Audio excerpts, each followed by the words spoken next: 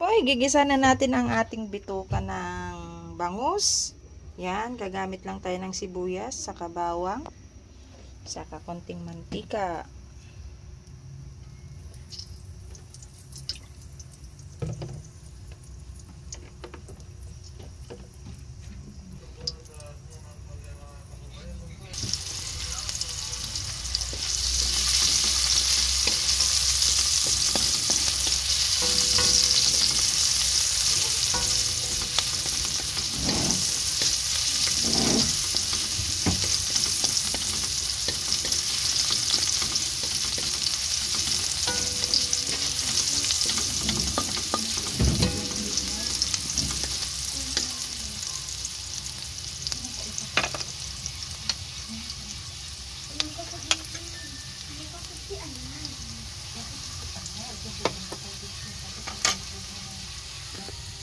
So, ayan po, ilalagay na natin ito. So, bali, nilagyan ko lang ito ng konting suka, toyo, bawang,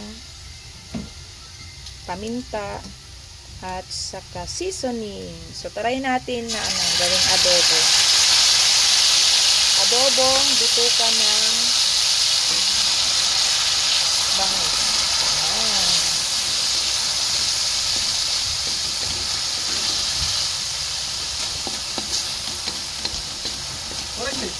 Ano yan?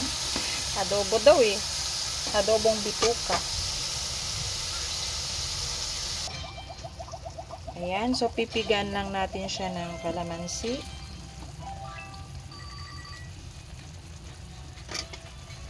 Dalawang piraso. Ayan. Pang balance po sa ano niya. Alat, saka sa asin. Konting sugar.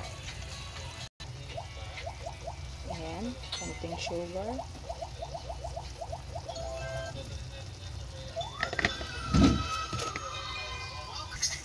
Ayan, nag-add tayo ng siling green at saka dahon ng laurel.